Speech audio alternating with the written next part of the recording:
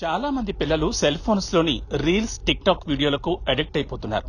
ఈ వీడియోలు చూస్తూ అన్నం తినడం, చదవడం తగ్గించి ఇంట్లో మారం చేస్తున్నారు.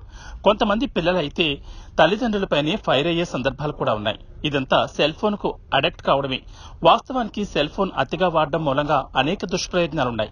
పిల్లల్లో కంటి చూపు మందగించడంతో పాటు వారు చదువులో వెనుకబడుతూ మానసికంగా అనేక రకాల అనారోగ్య సమస్యలకు దారితీస్తోంది.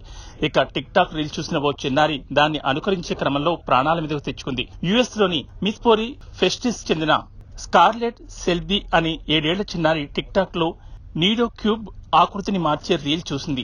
దాన్ని ఛాలెంజింగ్ గా తీసుకుని రీల్ చూపినట్లు ఆ క్యూబ్లను ఫ్రిడ్జ్ లో పెట్టి ఆపై ఓవెన్ లో ఉంచింది. దానిని బయటికి తీసే క్రమంలో క్యూబ్ పేలి అందులోని వేడి ద్రవం ఆమె ముఖము, ఛాతీపై పడ్డంతో పాటు కొంత నీరు ముక్కులోకి వెళ్లడంతో ఆ చిన్నారి కోమాలోకి వెళ్లిపోయింది. పిల్లలు అధికంగా సెల్ ఫోన్ చూడకుండా, రీల్స్ అనుకరించకుండా వాళ్లను పెంచాల్సిన బాధ్యత తల్లిదండ్రులదే.